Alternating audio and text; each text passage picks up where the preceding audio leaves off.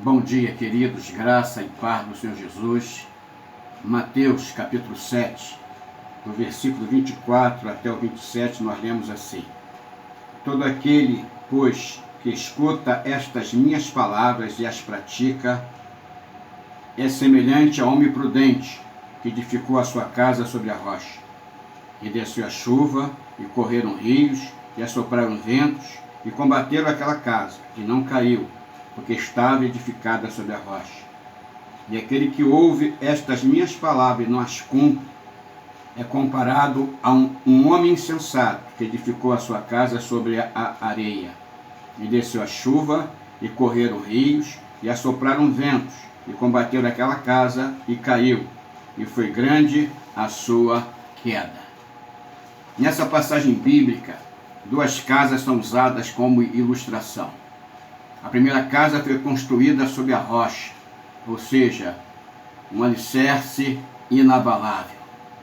Diferente da primeira, a segunda foi construída sobre areia, ou seja, sem nenhum alicerce. O texto vai dizer que as duas foram atingidas por uma terrível tempestade. Muita chuva, ventos fortes, rios se formaram e bateram com ímpeto naquelas casas.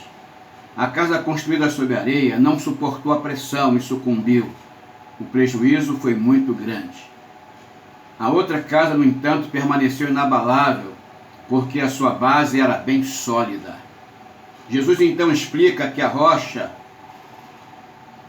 ou seja, a casa construída sobre a rocha, é semelhante à pessoa que ouve as suas palavras e as pratica, e mantém um relacionamento sincero e verdadeiro com ele. E por isso, no dia da adversidade, vai se manter bem firme. A outra casa edificada sobre areia, disse Jesus, é semelhante à pessoa que, apesar de conhecer a sua palavra, prefere ignorar. E por isso, no dia da adversidade, vai sucumbir, e grande será a sua destruição. Quando eu analiso esse texto e penso na base que cada construtor escolheu, me vem à mente uma pergunta. Nesse tempo de crise, qual tem sido o nosso alicerce? A rocha ou a areia? Cristo ou as nossas próprias convicções? Qual tem sido o nosso alicerce? Qual tem sido a sua base? Em quem você tem colocado toda a sua confiança?